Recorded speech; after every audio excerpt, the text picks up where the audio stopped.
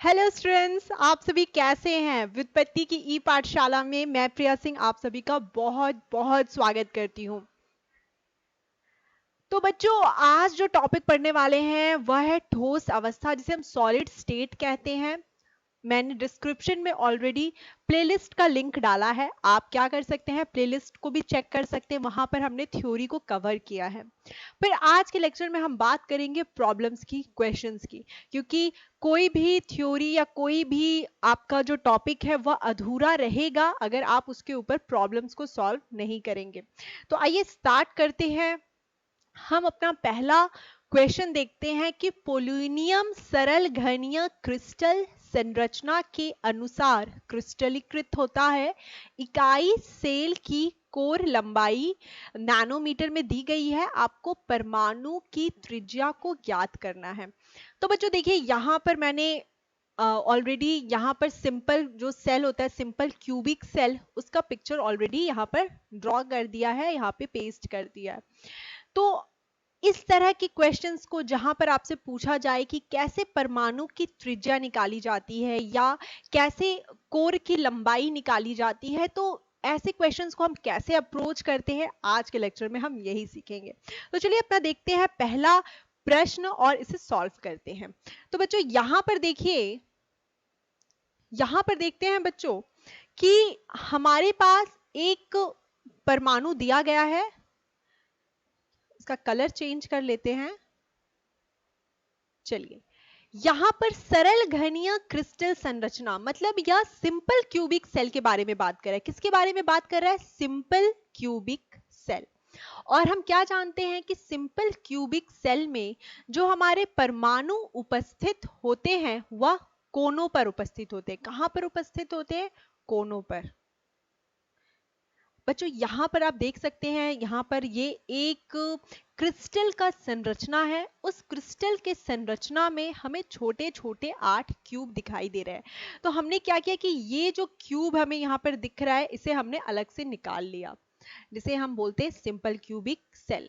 Simple cubic cell में हम क्या देखते हैं कि हमारे जो परमाणु हैं वह कोनों पर उपस्थित है। कोनों यानी कॉर्नर्स के ऊपर उपस्थित हैं।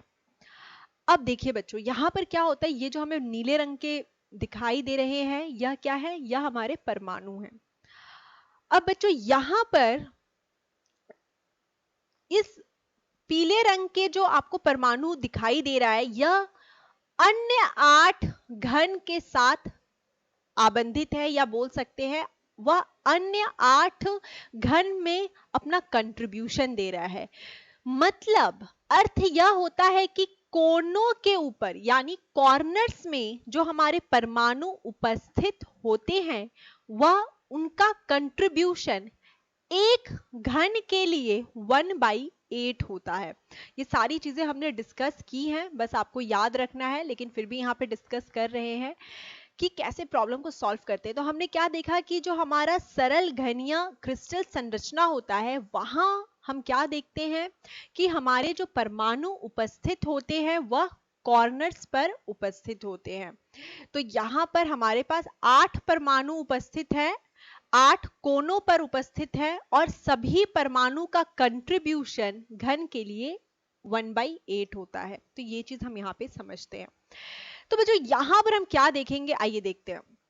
यहां हमने घन को ड्रॉ किया, सही है, इस तरह से हमने घन को ड्रॉ किया। चलिए नेक्स्ट स्लाइड पे आते हैं। यहां हमने क्या किया बच्चों? घन को ड्रॉ किया।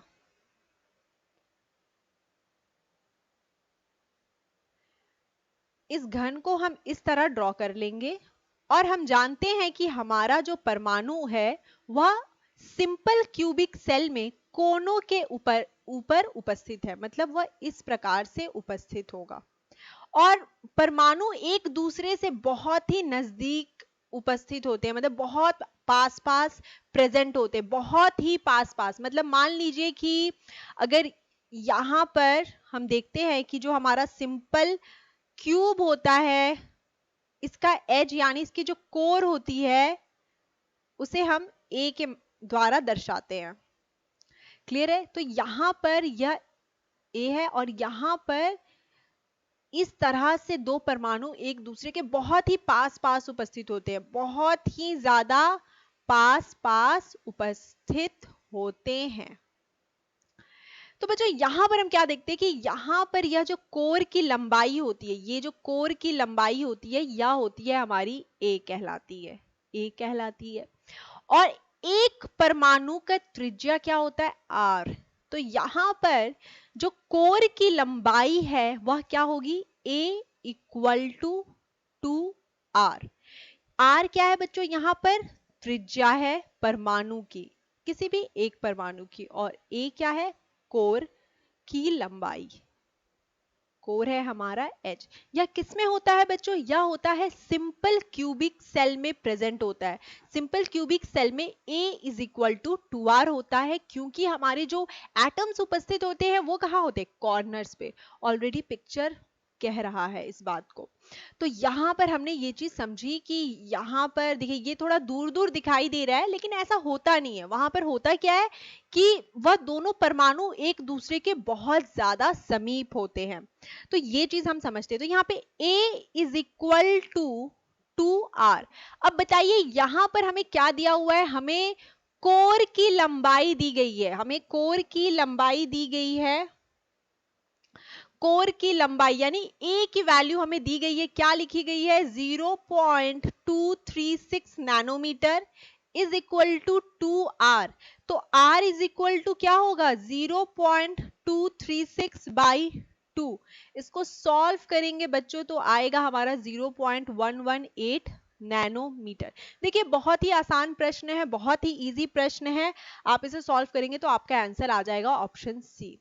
यहां पर हम पूरी तरह से कोशिश करेंगे कि आपके बिल्कुल ही बेसिक जो बेसिक थ्योरी होती है उसको साथ ही साथ हम लोग देखते भी जाएं और प्रश्नों को करते भी जाएं। तो चलिए नेक्स्ट प्रश्न देखते हैं, हमारा नेक्स्ट प्रश्न क्या कहता है। चलिए नेक्स्ट प्रश्न की ओर बढ़ते हैं, इसका ऑप्शन सी करेक्ट आंसर है। तो इस तरह के सवाल पूछे जाते हैं आईआईटी जेईई और नीट के एग्जाम में। दूसरा प्रश्न देखिए, नियॉन परमाणु की त्रिज्या 160 पिकोमीटर है, यदि ठोस नियॉन का जालक एफसीसी हो तो इसकी सेल की कोर लंबाई क्या होगी। तो देखिए कोर की लंबाई मतलब आपसे ए के बारे में पूछ रहा है, आपसे किसके बारे में पूछ रहा है, ए यानी एज यानी कोर की लंबाई। अब देखिए एफसीसी जालक क्या होता है, देखिए मैंने डिस्क्रिप्शन बॉक्स में लिंक डाल दिया है, या आपका काम है कि आप हर वीडियो को अच्छे से समझे पढ़े, कहीं भी कोई दिक्कत हो तो हमसे हमारे लाइव सेशन में आए और हमसे सवाल करें या हमसे क्वेश्चंस पूछे जो भी आपको डाउट है। तो चलिए बच्चों देखते हैं आगे। यहां पर हम देखते हैं कि एफसीसी यानी face centred cubic cell. FCC का मतलब क्या होता है, face centred, face centred cubic cell यानी फलक केंद्रित सॉरी। तो बच्चों यहां पर हम क्या देखते हैं कि फेस सेंटर्ड क्यूबिक सेल, यहां पर हमारा जो परमाणु उपस्थित होता है वह कहां होता है, बताइए वह कहां उपस्थित होता है। चलिए यहां पर एफसीसी को जरा ड्रॉ कर लेते हैं, एफसीसी को ड्रॉ करिए और बताइए कमेंट सेक्शन में कि एफसीसी में परमाणुओं की संख्या टोटल कितनी होती है, टोटल कितनी होती है। तो देखिए यहां पर हम जानते हैं कि एफसीसी में हमारा परमाणु उपस्थित होता है कोनों पर प्लस फलक यानी फेस सेंटर, फेस सेंटर। तो चलिए जो कोनों पर उपस्थित होता है उसे हम इस तरह से ड्रॉ कर लेते हैं, तो ये हमारे कोनों पर उपस्थित होंगे।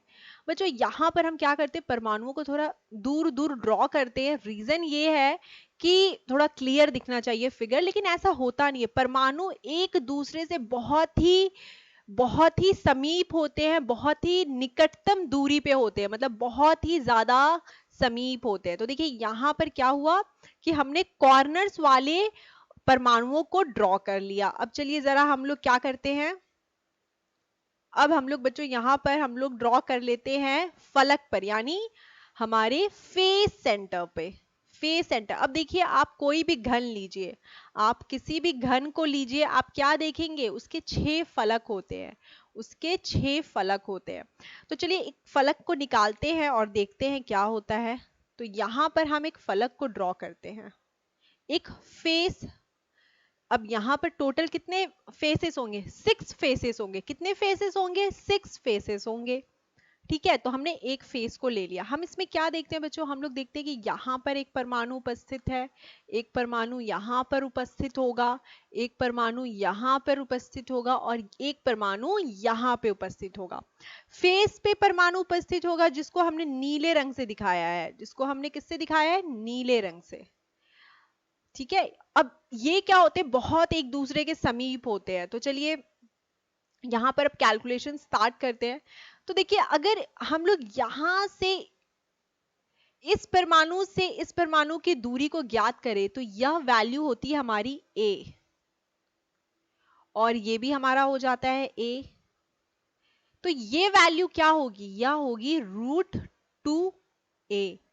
तो यहां पर √2a इज इक्वल टू कितना होगा बताइए, यहां पे √2a इज इक्वल टू कितना होगा। यहां पे देखिए बच्चों, ये परमाणु की जो त्रिज्या होगी वह होगी r, और यहां पर दूसरे रंग का प्रयोग करते हैं, यहां पर हम प्रयोग करते हैं दूसरे रंग का, पीले रंग का ही कर लेते हैं। तो यहां पर यह त्रिज्या होगी टोटल 2r, और ये होगी हमारी r।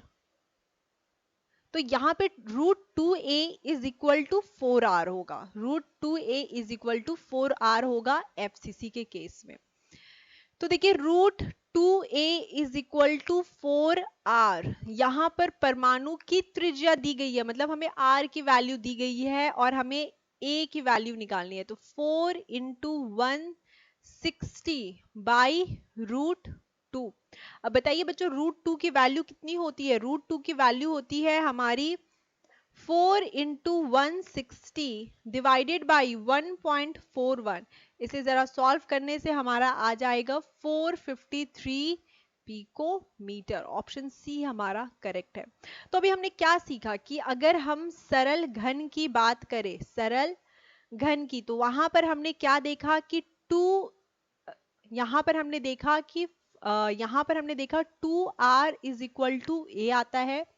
एफसीसी के केस में हमने देखा √2a is equal to 4r आता है। तो ये चीजें हमने यहां पर समझी। चलिए आगे देखते हैं, आगे के प्रश्नों को सॉल्व करते हैं। लिथियम एक यहां पर बीसीसी क्रिस्टल है, यानी बॉडी सेंटर्ड क्यूबिक। तो बॉडी सेंटर्ड क्यूबिक दिया हुआ है आपको, यहां पर इकाई सेल की एक भुजा की लंबाई है, मतलब आपको a यहां पर गिवन है, आपको परमाणु की त्रिज्या यानी r को निकालना है। तो चलिए देखते हैं बीसीसी के केस में, यानी बॉडी सेंटर्ड के केस में क्या होता है।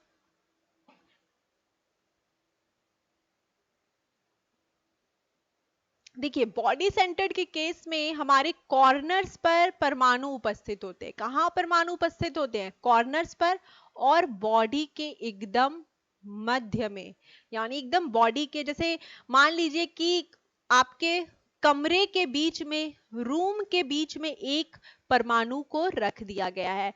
तो जो कमरे के बीचों बीच परमाणु रखी गई है उसका कंट्रीब्यूशन क्या होगा, उस कमरे के लिए 1 होगा। तो बिल्कुल इसी तरह यहां पर भी हम देखते हैं कि हमारा यहां पर एकदम सेंटर, रूम के एकदम सेंटर में, घन के एकदम सेंटर में हमें एक परमाणु देखने को मिलता है। तो बच्चों यहां पर हम क्या देखते हैं कि हमारे बीसीसी केस में क्या होता है, बीसीसी के केस में हम देखते हैं कि यहां से मध्य परमाणु और यह कॉर्नर वाला परमाणु, जैसे मान लीजिए कि यह एक फलक दिया हुआ है और यह एक दूसरा उसके सामने वाला फलक दिया हुआ है। यहां पर आपका परमाणु है जैसे ये 1, और आपका जो सेकंड, जो बीच में जो परमाणु था जो नीले रंग का था, उसे भी देख लेते हैं, वह नीले रंग वाला परमाणु जो रूम के बीच में रखा हुआ है। और हमारा यहां पर हमारा दूसरा परमाणु यहां पर उपस्थित है। अगर हम इन सभी के बीच की दूरी ज्ञात करें तो यह आता है √3a is equal to 4r, क्योंकि हम जानते हैं हमारे परमाणु की त्रिज्या होती है r। और यहां भी एक फलक होगा, फिर यहां भी एक फलक होगा, एक ऊपर से फलक होगा, एक नीचे से यहाँ पे फलक होगा। टोटल 6 फेसेस होते हैं। तो √3a is equal to 4r हमारा आएगा। अब देखिए ये हमने बात की बीसीसी यानी बॉडी सेंटर्ड में। √3a is equal to 4r, तो यहाँ पे r की वैल्यू क्या होगी, यहाँ पे होगी √3 इंटू a की वैल्यू क्या है 350/4। तो इसे सॉल्व करेंगे बच्चों। √3 की वैल्यू क्या होती है बताइए, √3 की वैल्यू होती है 1.73 इंटू 350 डिवाइडेड बाई 40। इसे जरा सॉल्व करने से हमारा आता है 151 पिकोमीटर। ऑप्शन सी हमारा करेक्ट है। तो चलिए नेक्स्ट प्रश्न देखते हैं कि नेक्स्ट प्रश्न क्या कहना चाहता है, और होपफुली आपको ये चीजें समझ में आई हो।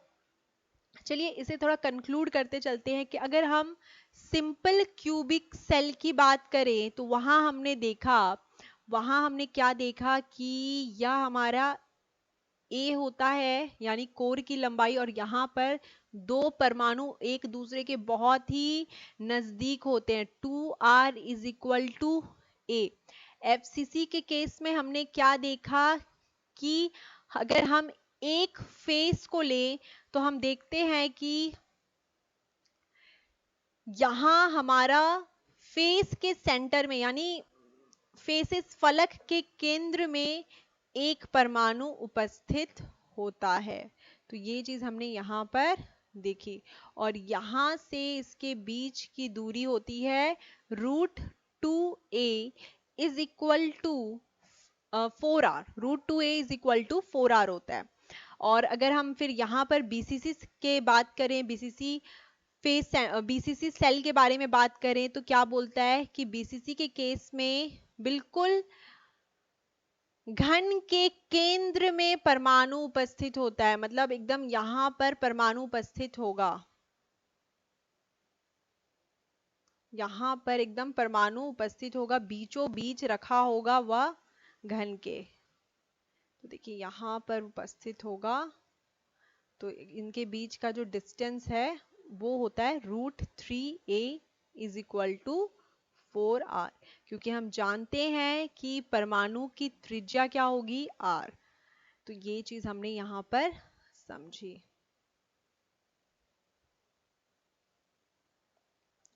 चलिए बच्चों आगे देखते हैं नेक्स्ट क्वेश्चन कि गोल्ड फलक केंद्रित एफसीसी जालक है, इसके घन के लिए कोर की लंबाई 407 पिकोमीटर दी गई है। गोल्ड परमाणु का व्यास ज्ञात करें।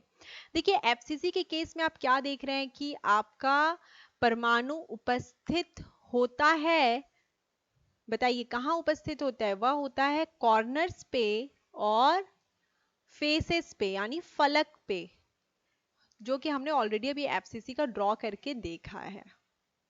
एक बार फिर से ड्रॉ कर लेते हैं। 8 कोनों पर परमाणु उपस्थित है और फलक पे भी उपस्थित है। यहाँ पे इस तरह ड्रॉ कर लेते हैं। हमने क्या देखा कि अगर हम एक फेस को लें, यहाँ पे टोटल कितने फेसेस हैं, 6 फेसेस हैं। अगर हम एक फेस को लें तो हम क्या देखते हैं बच्चों, यहाँ पर कि यहाँ पे इस तरह से ड्रॉ कर लीजिए, ये बिल्कुल समीप होते हैं, एक दूसरे के बहुत समीप होते हैं। तो हम क्या देखेंगे, यहाँ पर डिस्टेंस की बात कर रहे हैं, डिस्टेंस इस पॉइंट से इस पॉइंट पर यहां पर होगा √2a is equal to 4r। अब देखिए √2a is equal to 4r आ रहा है। यहां पर हमें निकालना है व्यास यानी डायमीटर। हम जानते हैं कि व्यास क्या होता है, अगर त्रिज्या r है तो बताइए ये क्या होगा, ये होगा हमारा व्यास। तो d is equal to 2r, तो देखिए यहाँ पे रूट 2a 2 इंटू 2r, ये क्या होगा हमारा व्यास। तो d is equal to root 2a by 2, root 2a by 2, इसे हम सॉल्व करेंगे, आएगा हमारा a by root 2। a by root 2 को यानी 407 को अगर आपने 1.41 से डिवाइड किया तो हमें बताइए क्या आंसर आएगा हमारा। हमारा आंसर आएगा बच्चों यहाँ पर 287 पिकोमीटर, 287 पिकोमीटर के अराउंड हमारा आंसर आएगा। तो देखिए इस तरह से हम क्वेश्चंस को सॉल्व करेंगे। चलिए आगे बढ़ते हैं, नेक्स्ट प्रश्न को देखते हैं।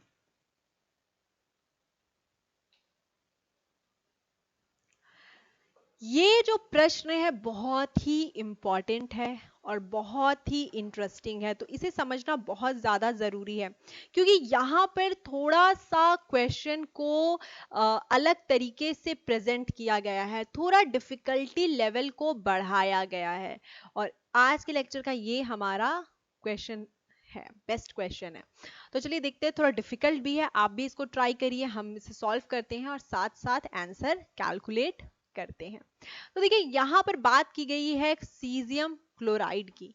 जरा सीजियम क्लोराइड के बारे में जानते हैं कि सीजियम क्लोराइड करता क्या है या होता क्या है।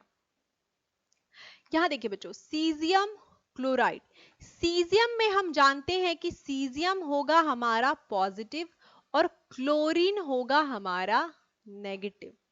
सीजियम क्लोराइड हमारा बीसीसी स्ट्रक्चर को फॉलो करता है।